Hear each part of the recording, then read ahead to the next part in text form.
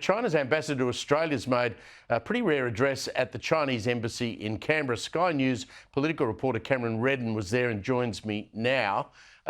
It's pretty unusual for the Chinese ambassador to make a statement such as this. What did he say, importantly, I guess, for anyone watching us in regional Australia, about wine, beef and lobster, our trade to China? Cam?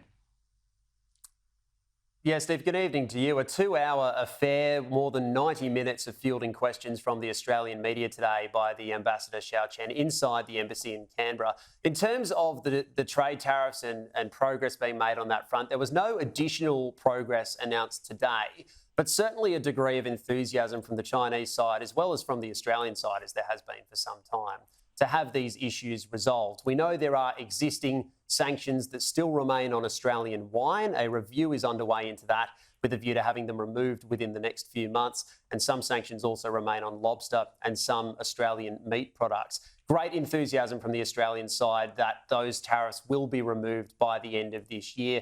And a key theme that plays into this too, Steve, the ambassador really set the stage for using this address for the year, was the idea of moving beyond the phase of stabilisation for Australia-China relations. He's talked today about opening essentially a new chapter that looks at life after the stabilisation period, achieving a sense of normalisation, if you like, moving beyond the days of trade wars or phrase-outs and the long diplomatic freeze that occurred, looking to the future and looking into a new chapter, really, of Australia-China relations that moves beyond some of the road bumps that we've had in recent years. We're ready to compromise. We're ready to show flexibility on many issues, for example, in trade issues.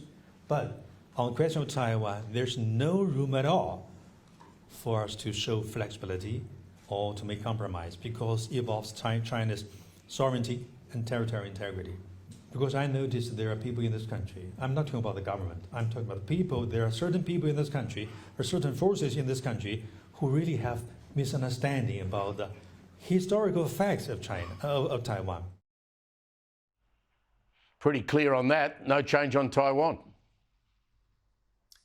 No, not at all. I think the timing of this speech, Steve, is quite hard to overlook. Just 4 days after Taiwan's presidential election, in which William Lai, the person chosen to lead Taiwan by its people as the new president, has been labelled by Beijing as a troublemaker, as a separatist. You heard in that grab there from the ambassador that while China and the ambassador are willing to negotiate, and in his words too, compromise on a whole range of different issues, including on foreign affairs, trade, on a range of different matters, the issue of Taiwan is not one that China is willing to compromise on. Australia, of course, recognises a one China stance. It recognises Taiwan as a province of China. But we've seen movements as recently as this week in the Pacific, where Nauru has changed its position, moving from recognising the independence of Taiwan to adopting a one China stance as well. So the impact of this election being felt certainly in the Pacific, and the ambassador making those observations as well today.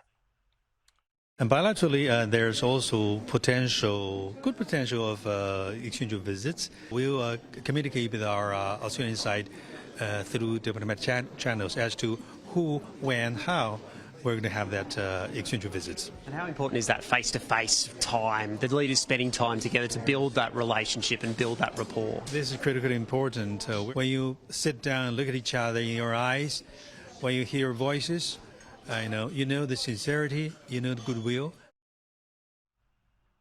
You'd have to say he's sounding pretty optimistic about the relationship, wouldn't you, Cam?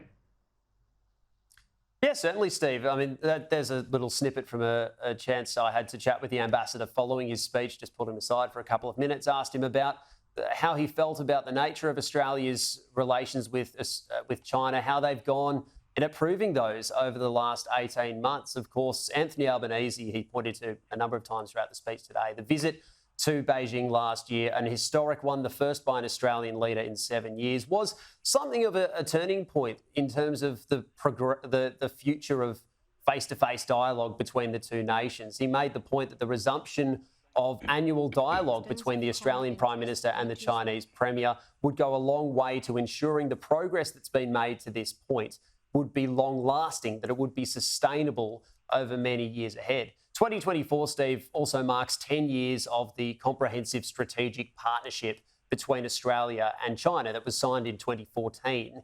And that word partner is what the ambassador singled out in terms of how China views Australia as a partner when it comes to things like technology, green energy, a partner in the Pacific, and in terms of ensuring there is development across the region as well.